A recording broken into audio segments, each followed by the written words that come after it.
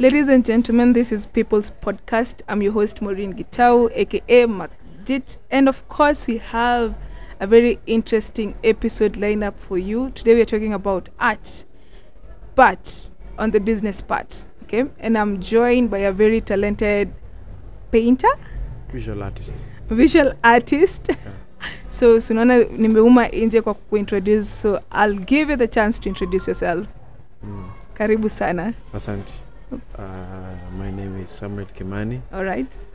But my artist name is Wella Arts. Wella Arts. Yeah, I'm a visual artist. Okay. And also a muralist. Yeah. You're also what? Muralist. Oh, mural artist. Wa kuchora kwa ukuta. What is the difference? Kwa mtu anaweza kuwa na kuangalia na haelewi like the difference ni gani? Visual artist anachora kwa canvas. Okay. Ama kwa board. Lakini muralist anachora kwa wall. Unampatia image, ana sketch, anapaka kwa wall. All right. Yeah. So jeni yako ilianzia wapi? Jeni yangu ilianzia niseme nikiwa in school kuchora hizo diagrams. Kuchora hizo diagrams ndio hapo ndo nilianzia art. All right. Hata high school nakumbuka there was an instance mwenye nilikuja nilikuwa nachora during preps. Nikuja depa akakuja tukakutana naye akaniambia kwa nini unachora this time, unafaa kuwa unasoma. Nikamwambia mimi nimesoma sana this time jinaona naweza chora. Hakutaka kunisikia, akachukua my art book. That was back then in form 3 hapo. Akachukua akaenda nayo. The next day he called my parents, akakuja the next day.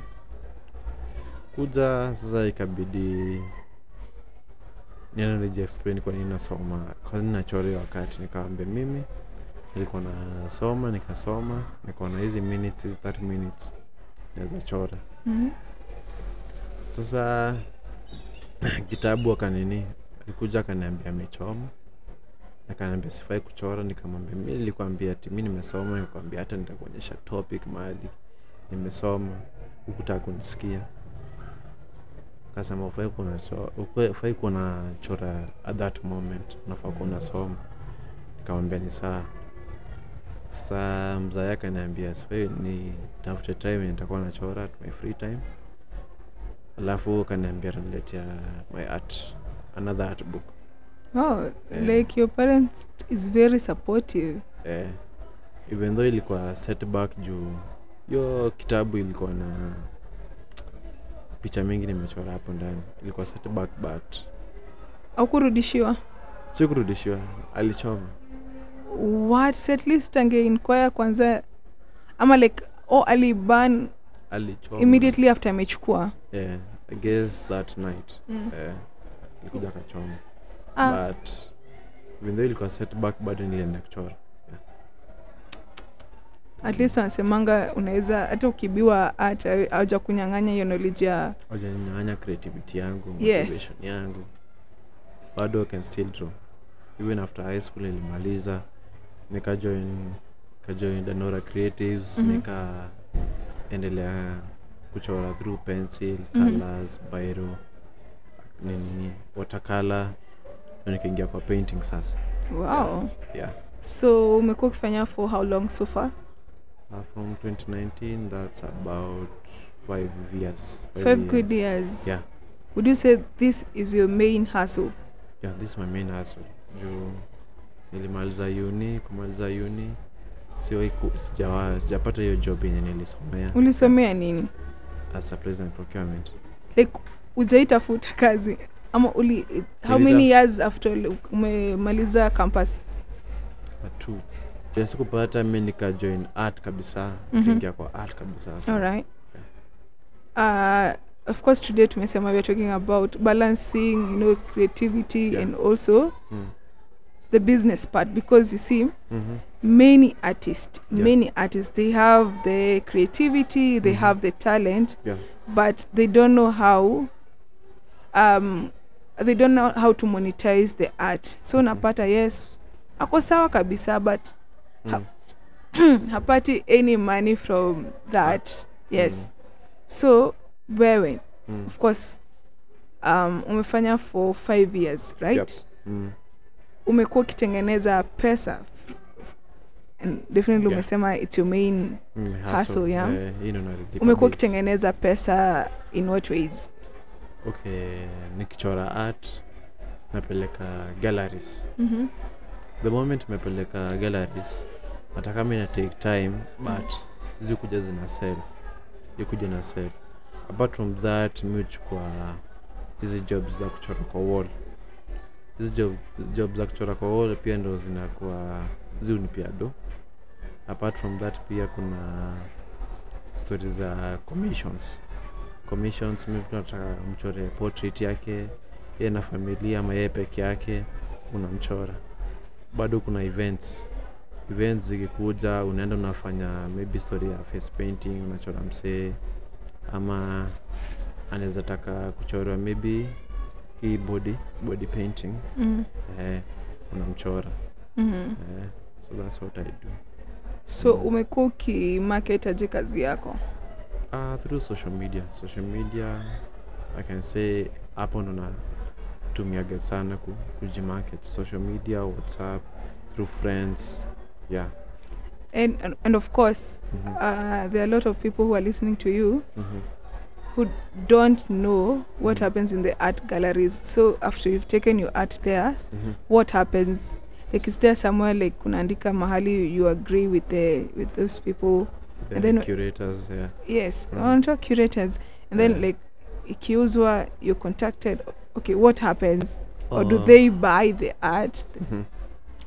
First of all, kuna kuga na ile agreement.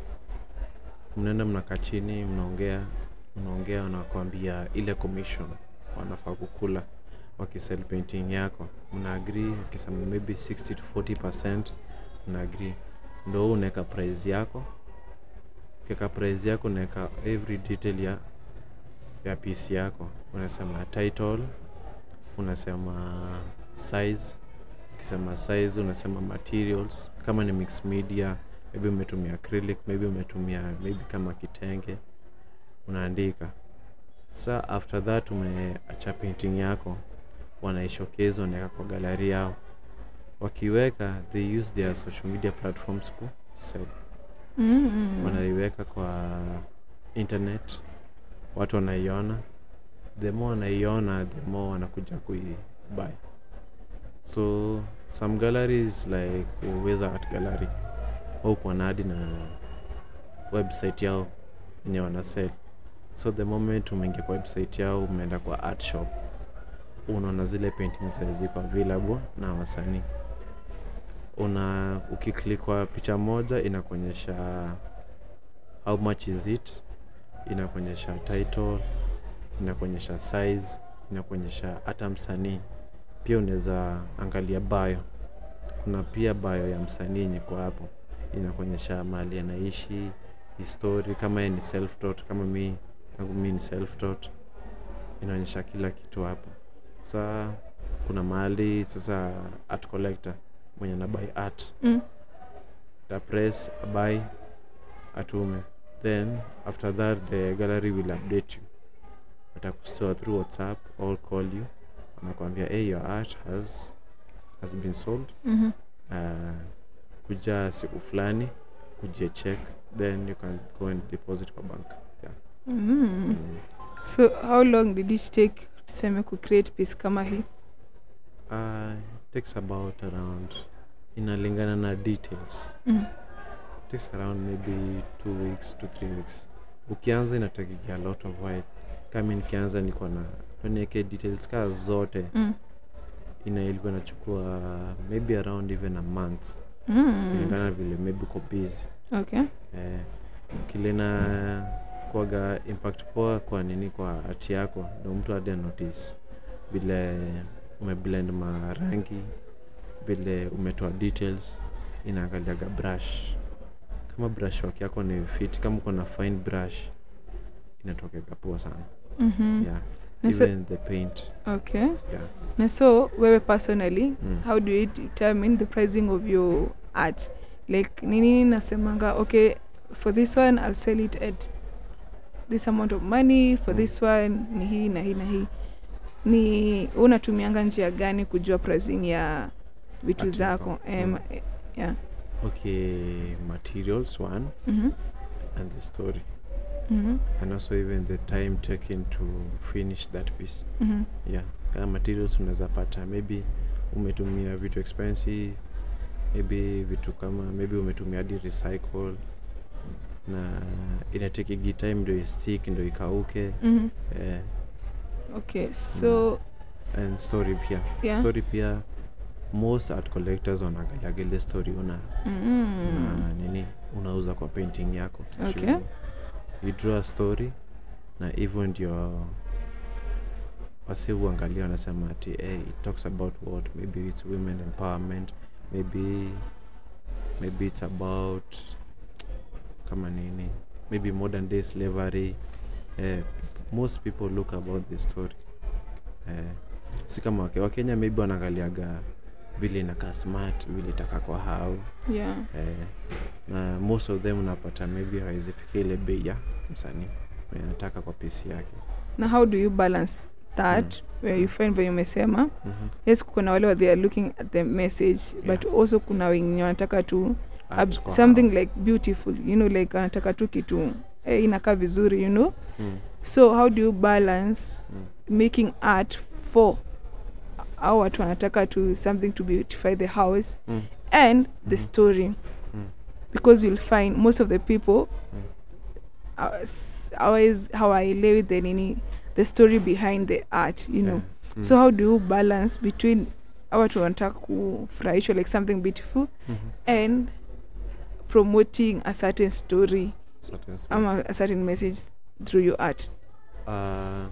Materials, the less expensive the materials are unatumia ya kuchora ndio naangaliaga pia, alafu naangalia pia mtaa maybe manetoka. Lakini as an artist, if you're good at something, don't do it cheap, ama don't give away at your piece to ati mtu amependa art yako anataka kuchukua ikiwa free. No, uza painting yako, hiyo time taken ndio ulearn kwanzia ukichora maybe through pencil kwa acrylic. Hiyo time taken ndio watu wanafaa kulipa your craft, na inategiki time ndio hata ndio msee apate style yake. So kama msanii ufai ku price your art, but wale wa mtaa maybe use less expensive materials kama paint. Because unapata you see even like in music, in music industry you'll find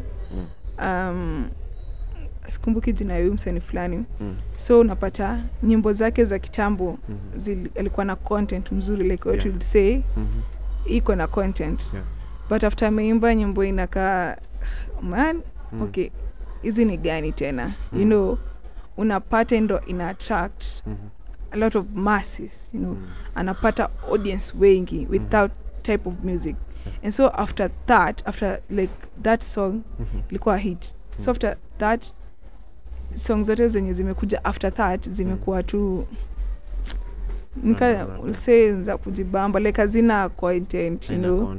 So for you ni pressure gani, you know, like there's the pressure to make money because unataka watu wabai art. Au jipata mahali unasema okay mimi wacha basi nichore tu vitu nafurahisha watu because this is what I've seen, it has market, you know. Na kupromote a message, unaona, like kama sijui utatuambia nini ina inspiring art zako, ni message gani unatakanga watu wafikiwe nayo through your art, and what inspires you art. Okay, so for you unajikipingi aje grounded that sitaki kufanya kitu shoddy because this is what people want. Yes. Okay, mimi mostly nafanyaga kitu yenye nataka na kitu yenye mimi naona sifanye tu juu ya pesa. Wow. Don't do something just because ati unapate do. ndo upate do. Ati uone msanii fulani anafanya anachora pieces fulani alafu ufanye hivyo juu ya do. No, utapata ule kuna customer utakuja kupata mwenye atapenda pieces zako vile ziko. So don't do that something ati unaona ule anatengeneza anachora vitu za lion anapata do.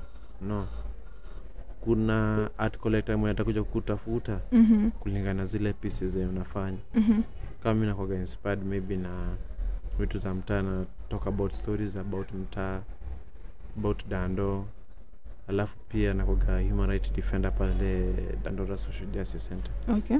So pia nachora story maybe za kama maandamano, vitu zimetokea, vitu watu wamepitia wakiwa kwa maandamano, revolution yenye imegrow since Gen Z were in the town or protest. Would you say that is your brand? Would you say that is your brand, like your article more associated na hizo vitu za community na nini? Sasa maiva. Okay. Since I'm also I use art, there is some activism. Activism. So far ni challenges gani umepitia, and also ni challenges gani ziko na zenye umepitia na kuna zenye bado of course zinaendelea? Challenges maybe na sasa nilipata maybe ni umechora art alafu msee na kuuliza ati uogopi kuchora sijui ati na vitu za maandamano utatafutwa. No, hapana, ufai kuogopa vitu kama hizo. Unachora piece kulingana na stories za maybe protest, unaongelelea protest, ni ile message unataka kupass through kwa community, waambie vile watu wamefanya protest, walifanya poa BNC kuamka na kusema it's alright ku protest juu ya vitu fulani vitu government inafanya kama bad governance. So tukiendelea kumalizia, nini ili inspire the art behind you? And also in a range pesa ngapi, like if you are to sell it to me? Hii ni kwa inspired na vile course kitambo kulikuwa. Okay. Si kama sasa hii kumekuwa na lot of technology, ni unasema watu wanatengeneza ma speedboats nini ziko na engines. Sasa nilikuwa nataka ku bring back ile historia ya kitambo, ile boats watu walikuwa wanatumia zile vijiti fulani, zile mti fulani za grow boats. Alafu hiyo beauty ya architectural beauty ya vile buildings zilikuwa zinatengenezwa kitambo. Nikitaka ku sell maybe around 15,000. Wow, okay. Interesting. So wanaweza kupata wapi, like your social media handles? Social media handles unapata Facebook Wela Kimani, Instagram Wela Arts. That's where you can find me. At TikTok Wela Arts. Hapo ndo bado like ukitaka art wanaweza order from hapo. Wanaweza order from pia WhatsApp 0768 078 935. That's where you can find. That's my business number. 0768 078 935. 0768 078 935. Wela Kimani. Wela Kimani, yeah. Any other thing unaweza taka kuambia, maybe ni upcoming mtu anataka kujoin the industry? Unaweza taka kuambia nini watu, ama pia generally nini unaweza taka kuambia watu? This is your moment now. Inaweza kuwa pia haihusiani na art pia. Mimi naweza sema msiasi kudemoralize, kuambie usifanye art maybe ina do. No, fanya kitu yenye unaona ni passion yako. Juu mimi nimeona wasee wengi wanafanya kitu because wameambiwa ati fanya hii maybe na mzazi, ati itakuletea pesa. No, fanya kitu yenye unapenda. Sasa siku hizi skills kama za art ndo zinapea wasee do hapa nje. Usifanya kitu alafu uende udifaa useme sasa soma hii, acha nene ni kwa DJ. Do something because you love it. Do something.